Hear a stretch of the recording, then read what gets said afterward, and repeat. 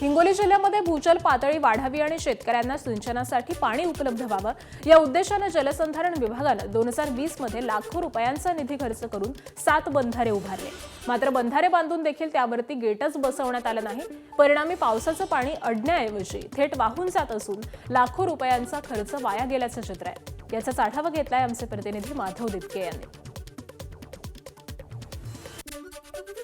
मृदा आणि जलसंधारण विभागाच्या वतीनं भूगर्भातील पाणी पातळी वाढावी यासाठी ओढ्यावर ठिकठिकाणी बंधारे बांधले जातात। असाच बंधारा हिंगोली जिल्ह्यातल्या हिवराजाटू गावाच्या शेतशिवारामध्ये असलेल्या ओढ्यावर बांधण्यात आलेला आहे।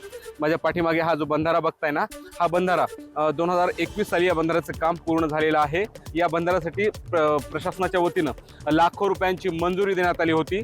2020 साली या बंधाऱ्याच्या कामासाठी प्रशासकीय मान्यता देण्यात आली होती, परंतु आता या बंधाऱ्याचं काम पूर्ण होऊन देखील साधारणतः 4 ते 5 वर्ष होत आहेत, परंतु या बंधाऱ्यावर अद्यापही गेट बसवण्यात आलेले नाहीत। हा बंधारा बांधताना उद्देश हा होता की या बंधाऱ्यामध्ये पाणी थांबेल, जमिनीमध्ये मुरल आणि भूगर्भातील पाणी पातळी वाढेल, जवळपास असलेल्या विहीर बोरला पाणी बराच काळ टिकेल या उद्देशानं या बंधाऱ्याची उभारणी करण्यात आली होती। परंतु बंधारा उभारल्यानंतरही अद्यापही या बंधाऱ्यावर गेट बसवण्यात आलेले नाहीत।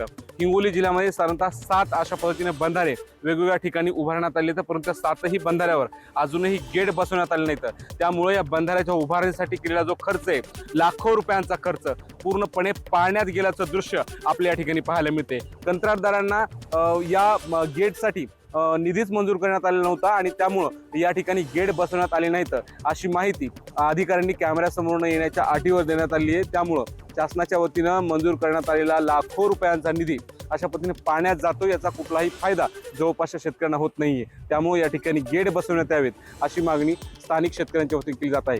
माधव दिपके, ABP माझा, हिंगोली।